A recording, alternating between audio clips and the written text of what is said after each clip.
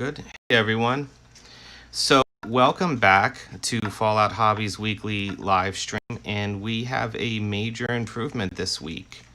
For those of you that see this, you'll be able to see it on more channels, including our new Twitch chat we did. It on Facebook, YouTube, and Instagram. No, not Instagram. Not Instagram. Facebook, YouTube, Twitch. Awesome. As always, Jules is here to answer questions. So if you have any questions, just ask them. She's going to be bouncing back and forth between the different channels, so there might be like a minute delay or two between seeing things. So we'll get to them, and hopefully the image quality is better. And we're doing it landscape now, which is cool, so you can see a little bit more on the screen. So all these things are awesome. So I'm very excited. Is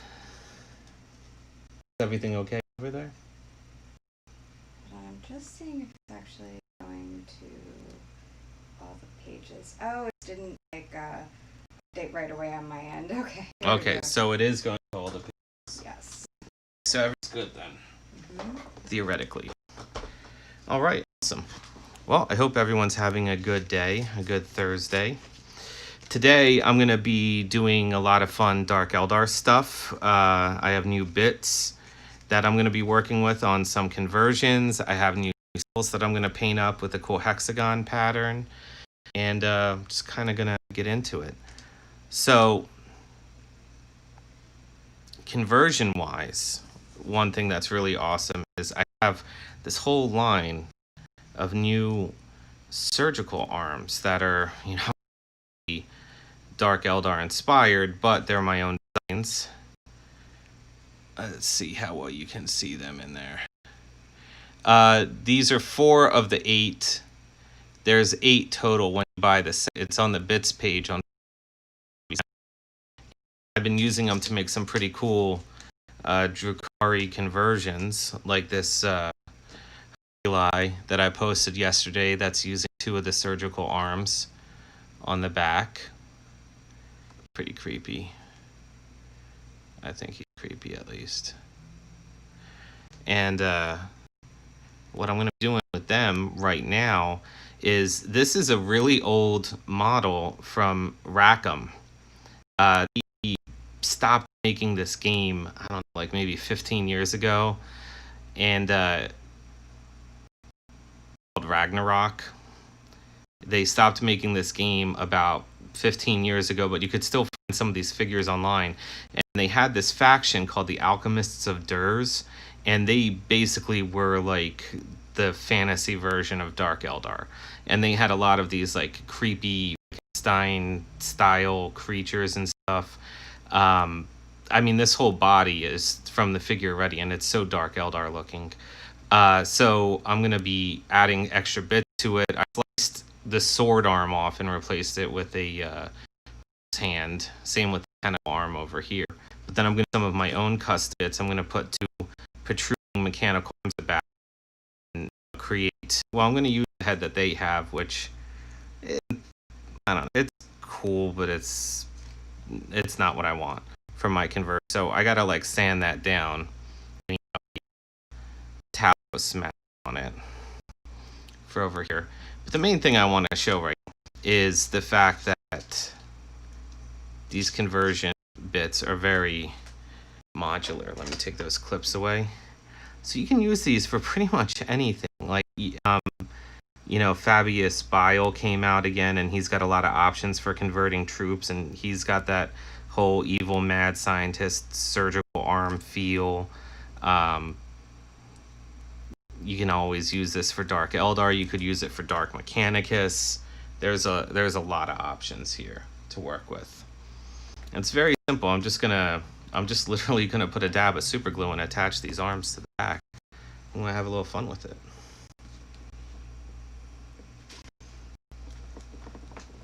Oh God, this resin is tough to cut through. I use a different resin for these arms because they're so spindly. So for the arms and the sails, I've been using a tough grade resin, which actually is really hard. It's really hard to drill through and snap off. It's not soft like the other stuff that I use, which is for small detail. I have no idea where that went. Here's my sanding stick. Here it is.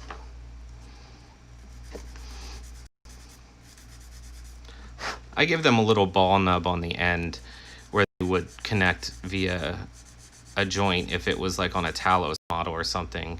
But, you know, obviously you can just shave it off to modify it for whatever connection you want.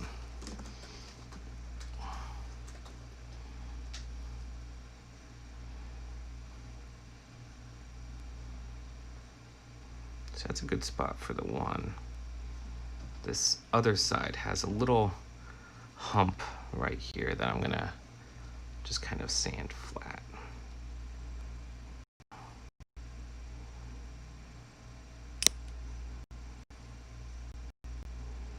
I don't know what kind of plastic they made these out of. It's not styrene, that's for sure. Yeah.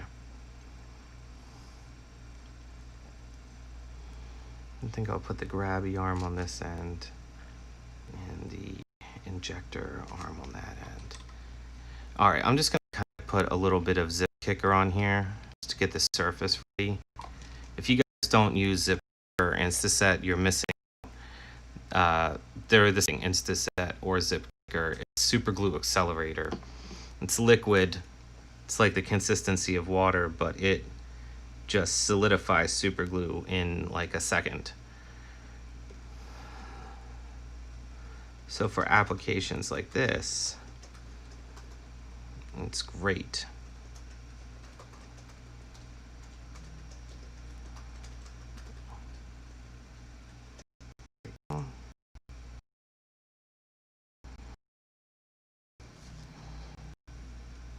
So how's everyone doing today? I have to say, I was a little nervous setting this up, and it's interesting. I'm like swapping back and forth between windows to make sure I can like moderate questions from everyone. So, but yeah, it seems to be. It's ticking along. It's ticking along. It's ticking along. Okay, good.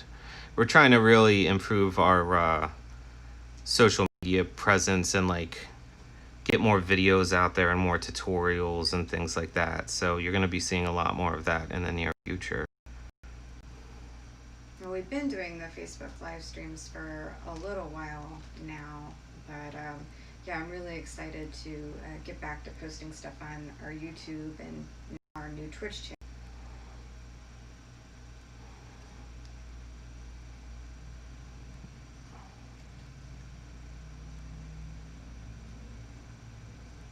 I just want to add like one vial of some kind of chemical here.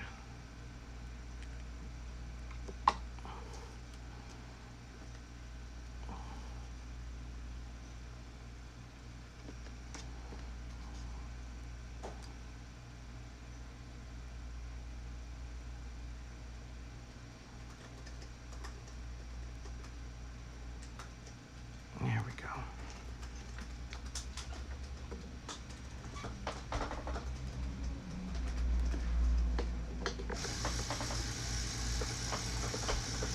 Sorry about that, just getting the airbrush warmed up for a little bit from that. All right, so we got the two arms on here with the vial. This arm still moves. I haven't glued it in place yet. It's got a little bit of movement. Oh, I just knocked it off.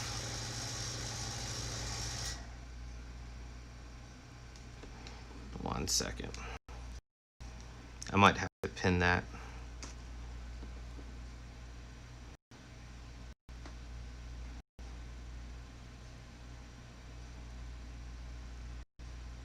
There we go. That's better. So this is going to be a grotesque conversion, obviously, because I just can't stand the figures that Games Workshop makes, and I already did some very popular grotesque conversions years ago that people used for a while as an inspiration, but I'm trying to do something a little different this time around. Use a different source model.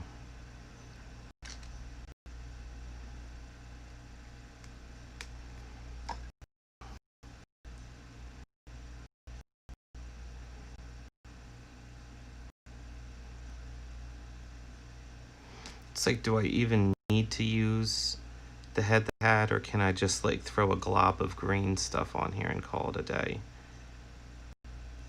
Because I might just do that.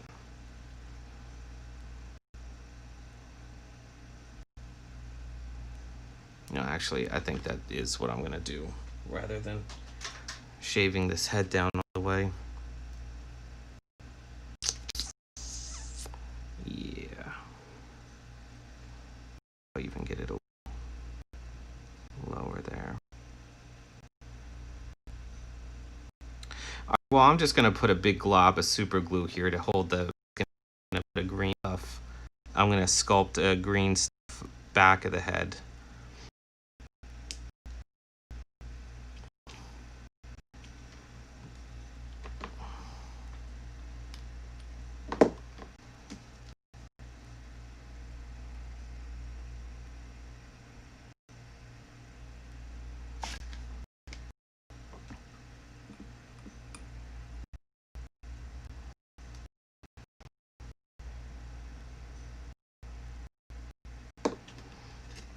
Hey, thanks, White Metal Games, for hosting us on your channel today, since we are launching our Twitch. Very cool of you. Awesome. Awesome. Thanks, guys.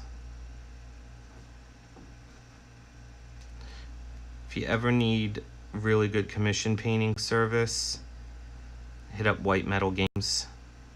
We've worked with them times in the past. They're pretty awesome dudes over there, and they've got a great team of painters, as well as a lot of awesome content and stuff like that going on. So really see White Metal Games.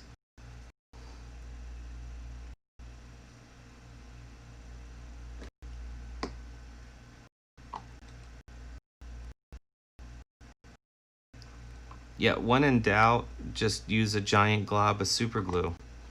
Basically, it's my motto. So the head's held in place, and the only thing I really need to do to finish, I'm just going to roll up a ball of green stuff in there and kind of sculpt it around so it matches the skin texture. But that's something I really want to do on camera, because I kind of like to have the figure, you know, about this far away from my face when I do it, and I can't exactly get my face under the camera right now, so I need the detail to do it the way I want to. But that's kind of where that guy's at. So yeah, these are the new bits that we have. The surgical arms bits, one of the new bits that we have, and that's them in action. So I'm going to put this guy off to the side. He looks good. This homunculus here, pretty gnarly group of. All right. So one of the things I'm going to do in this video, I was working on this Raider last week, and in last video I was talking about how I was wiring it and whatnot. Let me see if this battery works. Yeah, there we go. See, last week's video I was adding some SMD LEDs to the engine so I could light up the whole thing. That thing turned out pretty cool. Got two metal wires coming out the bottom. I'm gonna finish that off. This week I am gonna upgrade, so I'm gonna do these sales at the same time. But this is what the sales bits look like when compared to the Raiders. So they're a hair, I don't know, maybe a hair larger than the other ones were.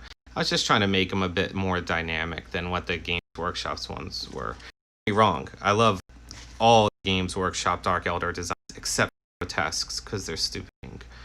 But the rest of them I love, and I wanted to add some more variety. Entire flotilla of Dark Eldar, raiders and ravagers, and there's only 3 different sail designs between all of them. It gets a little bit repetitive looking for a while. So I wanted to, just create a bunch of alternate ones. Here's 2 out of the 3 that I'm offering the store now. And I'm with some Hex Mesh, my ubiquitous, is that the right word? Ubiquitous Hex Mesh Stencil. Everyone loves it. Everyone loves Hex Mesh. It's used for, everyone freaking uses it, basically. It's done on Tau, it's done on Eldar, it's done on Dark Eldar. I've seen it done on Space Marines. I've seen it done on Kiss Necrons. Basically, every faction could use a Hex Mesh Stencil. So this one, I'm using the medium Hex Mesh pattern that I have. And, when you peel it off the backer, it's pretty nice and clean like that. Oh, that's some ASMR right there. So, pattern. But before we get to that, I need to base color these models. So I kind of make a little bit glowing bluish green and then fade out to dark bluish green. And the hex mesh patterns the hex panels that I airbrush with the stencil are going to be darker on top of that. So it'll kind of look like there's maybe like some energy shining through the mesh or something like that. So that's where I'm going to be at now. I'm going to start with the lightest color first and then shade up. And then once I apply the hex mesh pattern, that's going to be the darkest shade out of them all. So Temple Guard Blue would be the first color, basically. Any questions so far from anyone? There's people watching, but no questions. No questions. And if you have any comments about video, sound, let me know, because I'll be honest, this has been like an adventure, and I've always been like a tech person, but this is the first time I've done multi-streaming, so yeah, feedback is a good thing. Is the picture quality looking good, guys? Is the sound good? Can you let us know here a little bit? Let us know that we're doing what we're supposed to be properly, because we don't know. Let's see what you guys are.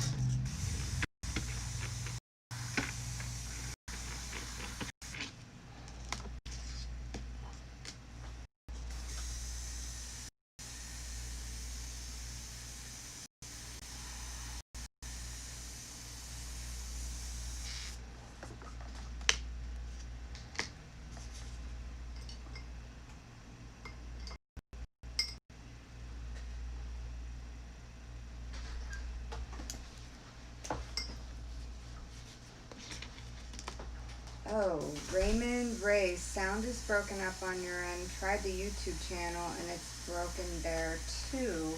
So you can't hear us at all?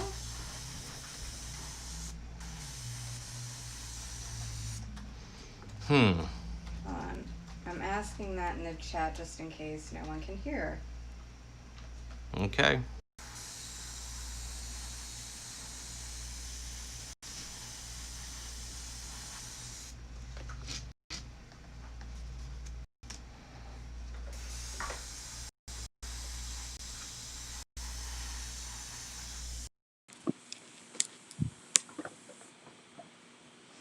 Here, is that better, guys?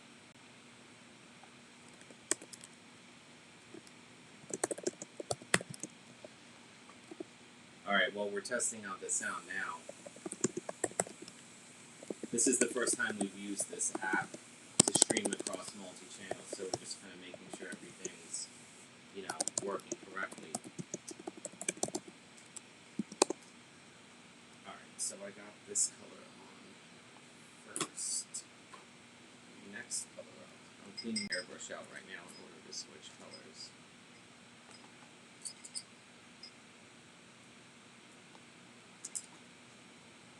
Okay, Raymond Ray says much better. Thanks, guys. Thanks for letting me know that.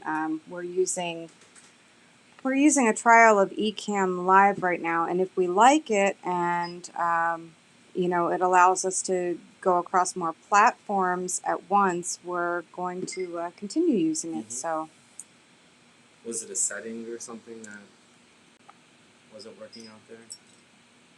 possibly. Although Stuart says he said it was better and now worse. Well,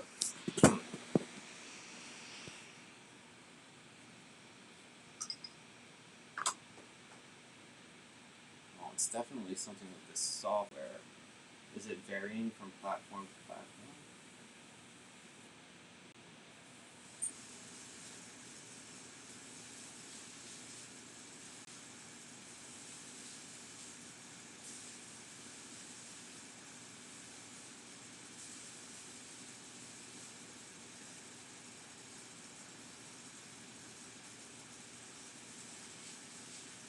Oh, and Lily Paul over on Twitch says the video and chat are a little stop-starty.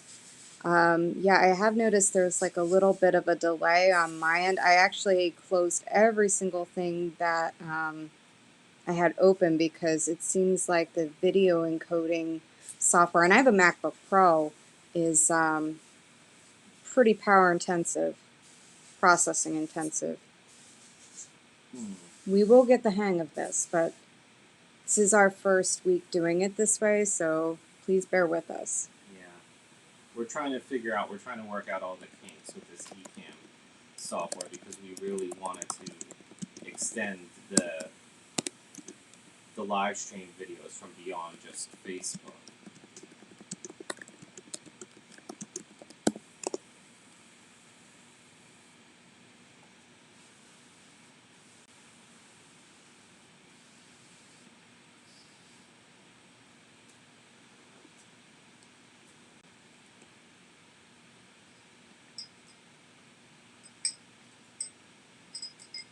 I wonder if this is something that would resolve when it's not a free trial, because are they limiting us or?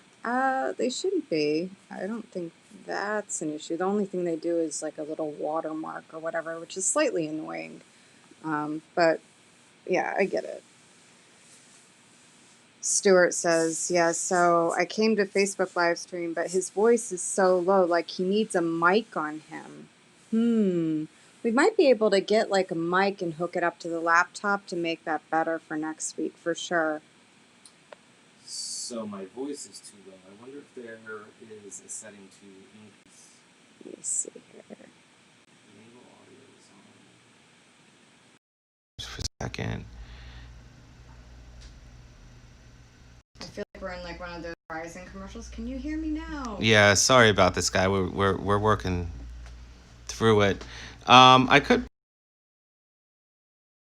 ones, or maybe I'm just a little low today because I'm not as chipper and enthusiastic as I usually am. And Stuart says in YouTube the term there would be there was a jitter. Wait, there was a jitter? A jitter? A jitter. Okay.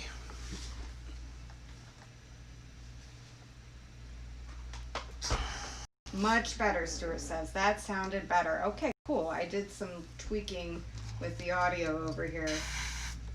Okay, cool. Thanks, guys. This is what we need. We need some support. We're testing it all out. All right, so for those interested in the pattern I've been doing so far, I've been using Temple Guard Blue as the base, and then I've been shadowing it with Sotec Green, and now I'm going to take it darker. and mix in a little bit of Incubi Darkness to it. And looks like we have a couple people checked into the watch party, and Michael and Luke said they would watch more, but they have to get back to work. I'm sorry, that's sad. Well, it does save it to Facebook, so you will be able to always check in later. And if you're watching it later, we do tend to go back to posts and answer questions after the fact too. So we're pretty good about that.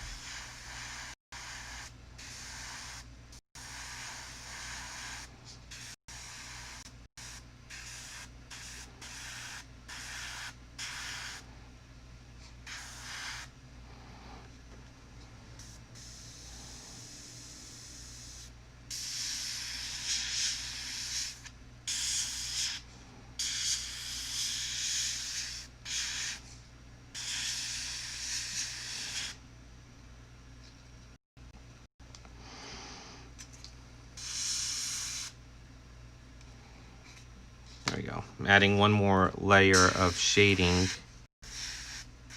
before I start applying the stencil.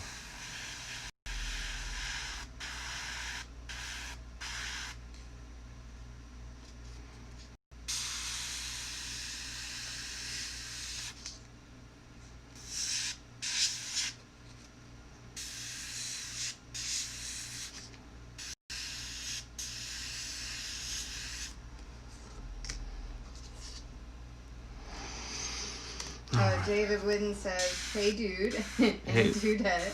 Hey. Hey, what's up, Dave? Dudette, I like Dudette.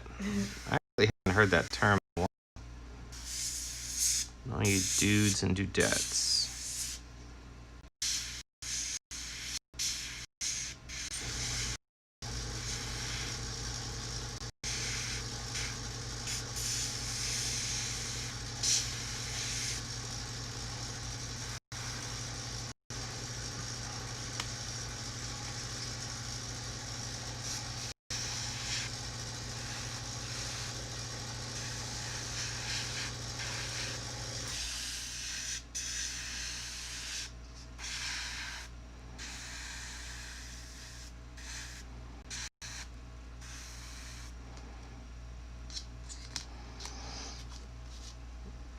All right, so I'm kind of at a point where I'm going to let this dry for, I don't know, just another minute or so.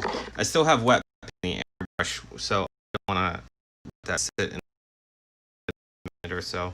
David wants to know if you've done a weathering tutorial at all. Not yet. Well, that's not true.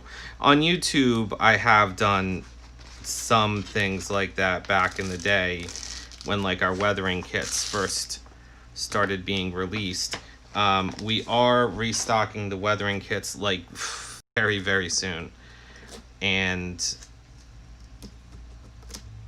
we should actually have them restocked for next week, for 4th of July weekend. We've got a lot of stuff coming for that, but before you say anything about that, Stuart wants to know what size needle you're using. I don't know the actual size of it. I'm using a Sotar 2020, and I'm using the fine detail needle. I don't know what the actual, measurement on that is. It's just the fine detail needle for the Sotar.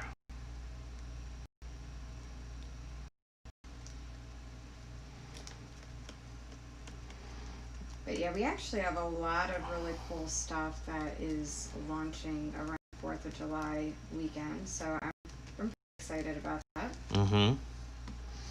All right, that's the one is stenciled. Now again, I'm using the medium hex mesh pattern here. I have multiple hex mesh stencils at this point. I like the medium one. It's you can find it in the mecha section actually, because a lot of Gundam guys and gals have been using this hex mesh on Gundam models, which I gotta tell you looks pretty cool. It works very well for anime styled models. Okay, so the same media. Oh, what's up? David Whidden over on Facebook says that he has some Sector Imperial spaces for his spears and he wants to weather them like city style. Well, I mean, multiple shades of gray for dry brushing and stuff, but we have, like, in our weathering powder kits that we're restocking, that should be around next weekend. We have 2 different shades of rust, and the one, like, reddish orange rust powder that we have in there is really awesome for, like, rubble, and just general dirt. But it also, the weathering kit also comes with black and a mud color. The best thing about the weathering kit is the spray sealer stuff that I have, which is my own proprietary formula. And the spray sealer stuff really works well with powders because it doesn't reduce the vibrance of the powders at all. So it, seals everything in, but then it doesn't dilute them or make them too flat colored or anything like that. So there's that. All right, so let me give these a quick. And Stuart says that he likes those and the inverse mesh pattern that we have on the site a lot as well.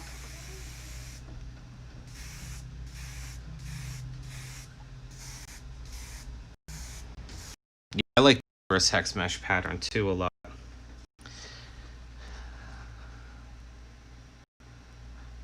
All right. Okay, I gotta let this dry for a second. And then, let me clean out my airbrush while I'm at it, while this is drying.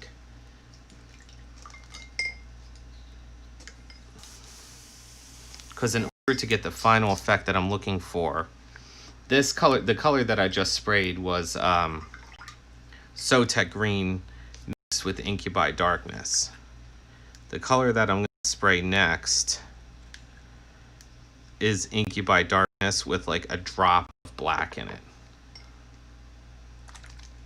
Just to really, really knock it down into the dark shades there.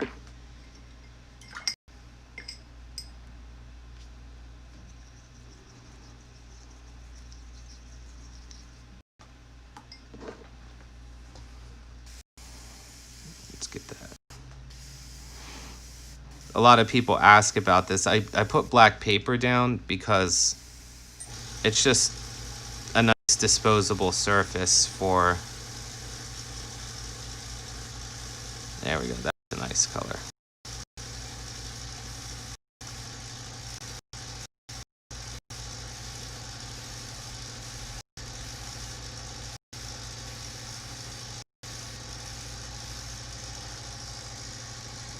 All right.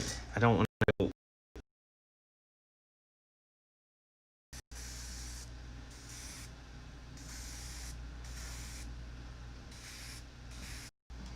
All right. I'm going to keep that color in the airbrush for a second. Get that off. Yeah, that looks good. Because I'm going to have to repeat the same process on the flip side of it.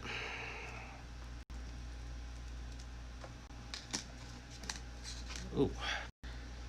The sheen's a little weird because some spots are still drying. But if I hold it up there, yeah, you can see the energy pattern on the sails. But what I'm going to do now is a little bit more blending with that last color that I used, which was the one that was like really close to black. And over 4th of July, Ron has some new products, I believe, coming out. We're launching, hopefully. I'm very busy doing some testing to make sure everything's solid. We have a brand new website that's going to be a lot more user-friendly and more modern that is launching. Yes. And we're going to have a customer loyalty program. Mm-hmm. And you're going to be able to buy gift cards too. Yes, we have had people ask about gift cards over the past year or so. So we're going to have gift cards. We're going to have the new website. We're going to have some new products. We're going to have restocks on some other products. And new wholesale site is coming soon. So if any of you folks out there have no stores in countries other than America that would be interested in products, we already have Canada, we have Germany, we have Chile. Well, we did. Yeah, we can't really ship to them right now. Yeah. Except by DHL. But we did have a store in Chile that stocked our stuff, and then COVID happened.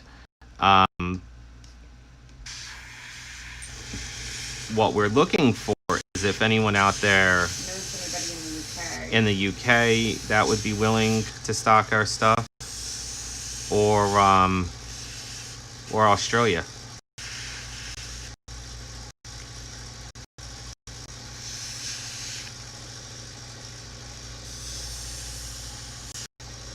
There we go. That's looking pretty good, pretty blended, I think.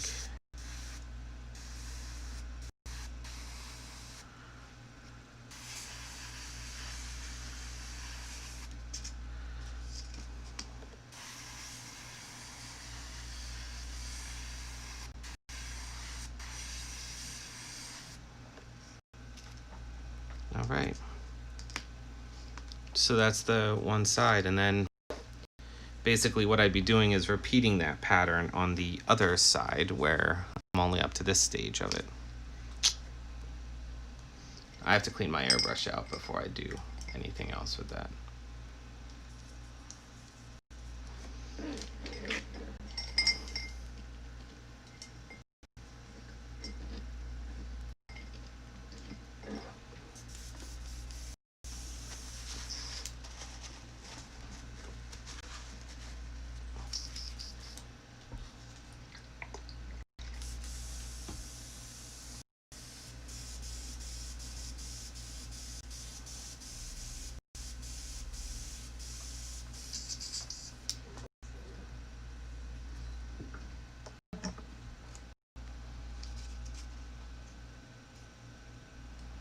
Let's see how this would look on here.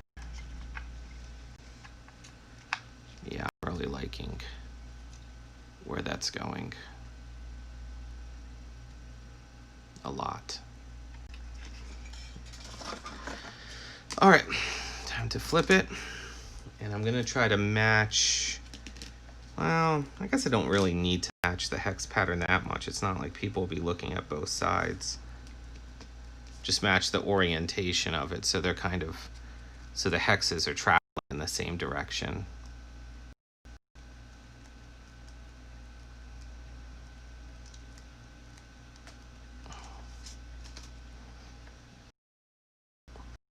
Which for that I've just kind of been using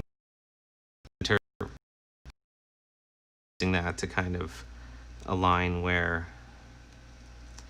And David says, yes, please get somebody in the UK to stock us. I know.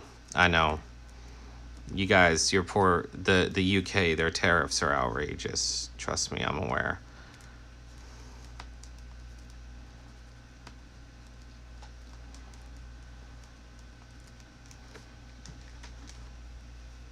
All right. So next, so going back to it again, I'm going to be using a 50-50 of Sotek Green and Incubi Darkness for the primary color here.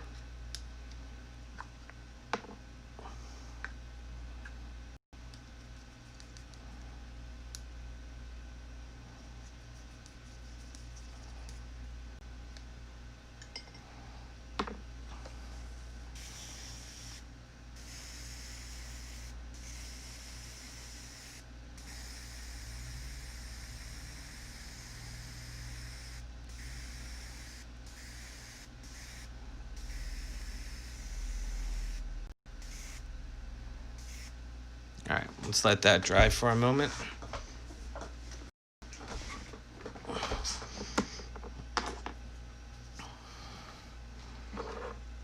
Do you know, while I have this color in the airbrush, I'm just gonna apply some of it to the black areas I've been working on this thing. I don't like to waste paint, so if I happen to have some paint in the airbrush and it's, you know, an area I was already gonna paint that color, I just kind of break it out and do it.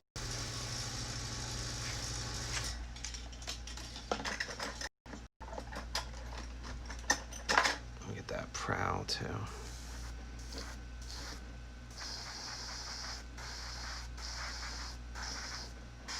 There we go. Cool. All right, that looks dry enough to do the next color, which is just Incubi Darkness. Incubi Darkness. I don't know why I sung that. With 2 drops of black. Just a darker darkness, basically, because Incubi Darkness is not dark enough for what I'm doing. Oh, that's better. I think I fixed the video a little bit too. Okay, cool.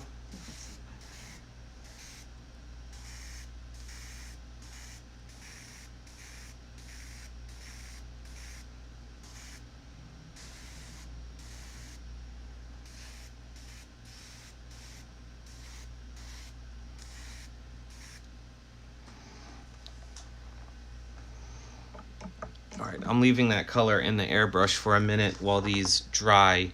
You want to let the paint dry for at least a minute or two before you peel the stencil, maybe a little longer. The reason being, if the paint is a little bit wet and you peel the stencil, you could start having bleeding. It could start the paint could start bleeding onto the areas that you want it to mask. I mean, realistically, if you're doing this right, if I was even doing this right, you shouldn't have that much paint on there anyway. I kind of like heavy-handed on it, but regardless, it's still working out well. Letting it dry for another moment, which I found out the other day. A moment is actually equivalent to 90 seconds. What? A moment is a medieval term of measurement that is equal to about 90 seconds. Oh no, that doesn't work for me. Well, that's what a moment is. A moment is literally a minute and a half. Huh. Yeah, technically. Fun fact. Fun fact. So there we go. Fun fact of the day. You know, my dad used to say all the time.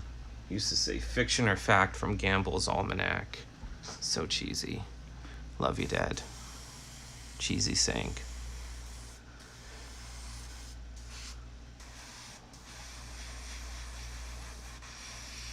So also new this week, during quarantine, we now have a blind kitten. Yes, we found a blind cat. Well, I found a blind cat down the street. And I couldn't say no to a blind kitten. I just couldn't. It's a little puffball of gray and white. So Ron named her Geordie from Star Trek. Yeah, I named her after Geordie LaForge. Because her eyes are all whited out, like Geordie's were. They're getting a little bit better, but she's probably going to be permanently blind, at least partially blind, because there was a lot of cornea damage already to her. So she kind of does dumb things like walks into walls or But to be fair, I falls do that off too. couches or things like that. That's cute. It's cute when you do it too, babe. Oh God. When you walk into walls Mm. or fall off couches. Yeah, if I don't have enough coffee in me. Or when you get out of bed and you're completely entangled in a bunch of charging cords between the phones and the laptops. And it becomes a death trap. Love you. Me too. actually did that this morning. Yeah.